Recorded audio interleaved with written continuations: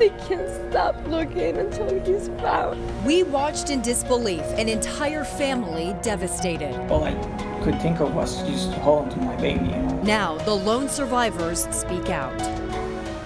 And as you watch that video, it looked like nobody could possibly survive this raging flood, and yet 4 people were rescued from the same water where 10 others died outside of Payson.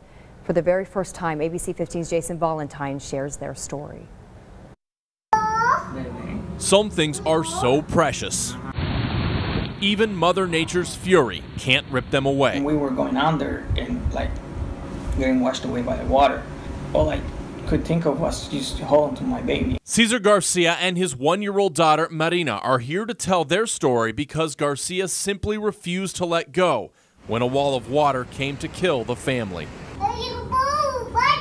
The day started as a birthday celebration, 14 people enjoying a popular spot on Ellison Creek outside Payson. But monsoon rains upstream sent a surprise flash flood. I screamed to them, hey, let's get out of the way, let's get out of the way.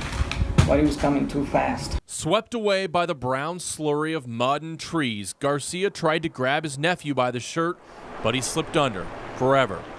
And so he clinged to his daughter. I knew if I didn't hold on to her, she's gonna be gone. Eventually, Garcia grabbed a tree and pulled himself and Marina to safety. His wife and 8-year-old son had done the same. Love you. We're heading out. Rescuers pulled them from the water, the only survivors in a family that lost 10 people that day. I'm Jason Valentine, ABC 15, Arizona. Man, I mean, the physical strength to not only survive yourself, but to hold on to your baby girl and both make it out, it's unbelievable. And you got to think they approach every day a little bit differently now. Certainly. The latest